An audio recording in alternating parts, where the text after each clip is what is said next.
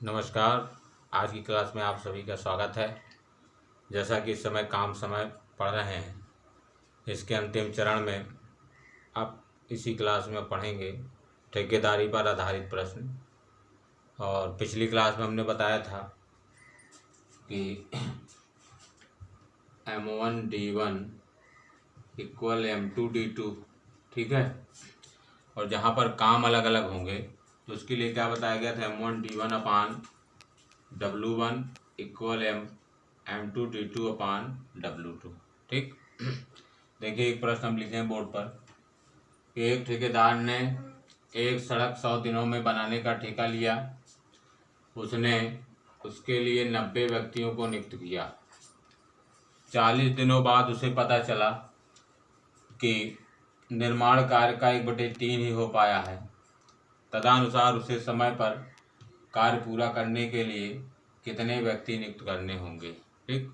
देखें तो प्रश्न को देखिए कि पहली लाइन में कितने आदमियों ने कितने दिन में कितना काम किया है।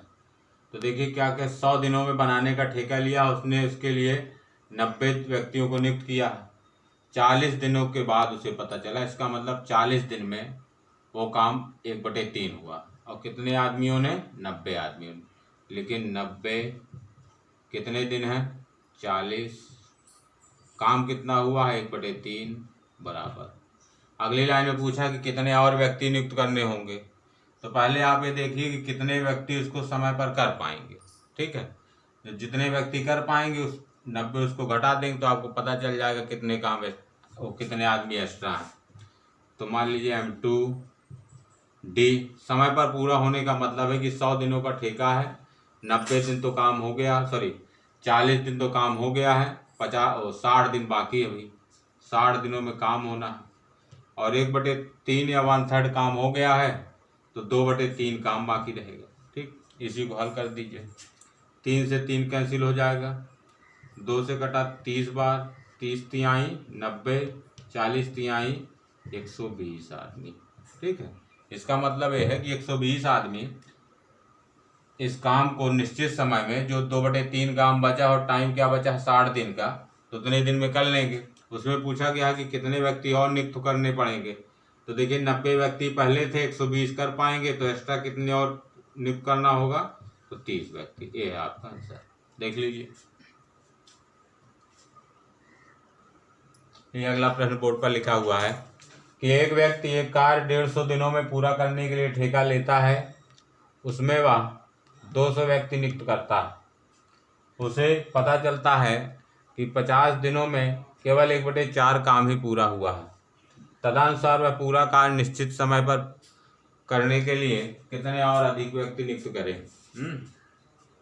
तो देखें वही कॉन्सेप्ट आपका कि M1D1/W1 = M2D2/W2। पहली लाइन में जो काम जितना हुआ है W1 हो गया, जितने दिन बाद या जितने आदमी नियुक्त किए हो M1।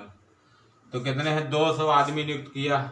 200 आदमियों ने कितने दिनों में, 50 दिनों में कितना काम किया, 1/4 काम किया, ठीक। जब 1/4 काम किया तो काम क्या बचेगा बेटा, 3/4। पूरा काम 1 होता है। अगर 1/4 काम हो गया है तो 1 में से इसको 1/4 घटा देंगे, 4 एकम 4 में से घटाओगे 3/4 काम। तो जो काम बचा है यहाँ, और देखिए निश्चित समय पे पूरा करने के लिए एक मतलब कि 150 दिनों का ठेका लिया है, जिसमें 50 दिन काम हो गया है, 100 दिन काम बाकी, ठीक। इसी को कितने आदमी करेंगे ये देख लीजिए। जब आपको पता चल जाएगा कितने आदमी इसको कर पाएंगे समय पर, तो जितने एक्स्ट्रा होंगे वही अतिरिक्त आदमी आपको लगाना है। 4 से 4 कैंसिल हो गया, 2 0 से 2 0 काट दीजिए, ठीक है। 5 दूनी 10 तिहाई 30 और 0 300। 300 आदमी इसको निश्चित समय पर या बाकी 100 दिन में 3/4 काम कर पाएंगे। और उन्होंने 200 व्यक्ति लगाया था, तो एक्स्ट्रा व्यक्ति कितने हुए, घटा दीजिए 200, तो 100 आदमी उसे और नियुक्त करने होंगे, ठीक है। इसको देख लीजिए। जैसे अगला प्रश्न लिखा हुआ है बोर्ड पर कि एक ठेकेदार ने एक कार्य 124 दिनों में पूरा करने का ठेका लिया। और उसके लिए 120 व्यक्ति नियुक्त किए।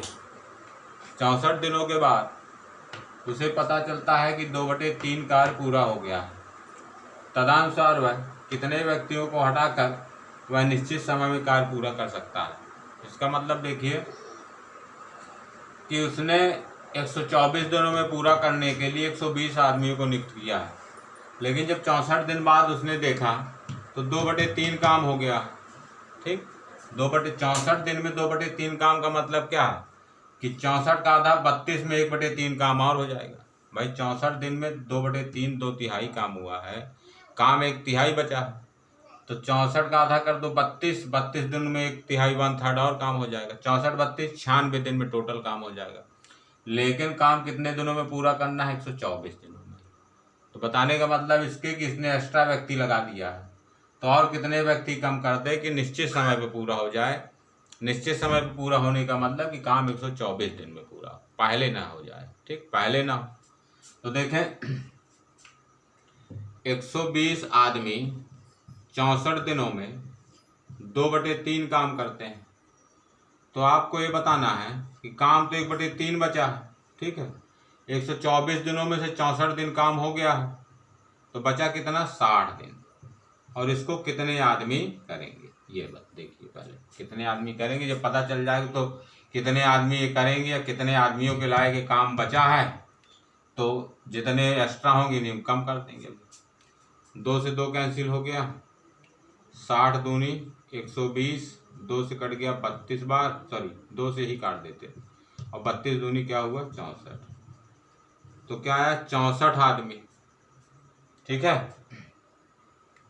तो 64 आदमी ही कर लेंगे, लेकिन आदमी उसने कितने लगाया है? 120 आदमी लगाया है। तो कितने एक्स्ट्रा आदमी? 120 में से 64 घटाइए तो पता चल जाएगा कितने? 56 आदमी एक्स्ट्रा थे।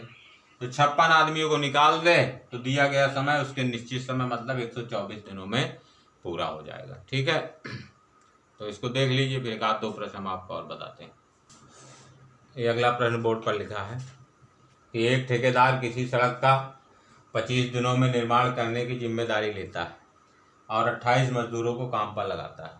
18 दिन बाद वह देखता है कि केवल 2/3 काम ही हुआ है, तो उसे समय पर काम पूरा करने के लिए कितने और मजदूर लगाने होंगे? देखें कि आप यही ध्यान दिया करें कि कितने दिन बाद उसने देखा है।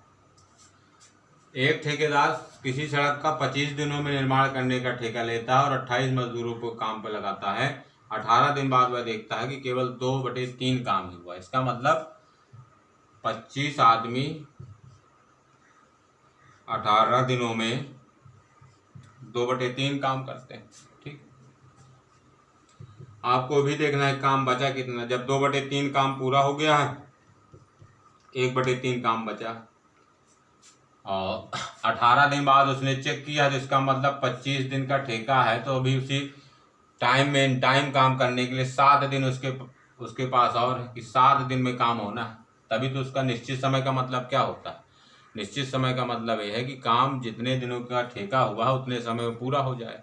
ठीक, तो 18 दिन बाद उसने देखा था 7 दिन बाकी, और कितने आदमी करेंगे यही आपको बताना है। 3 से 3 कैंसिल हो गया। ठीक है, और 2 9 18, 25 9 225, तो 2 9 18, देखिए 28 मजदूर, 18 नहीं, 28 मजदूरों काम पर लगाया।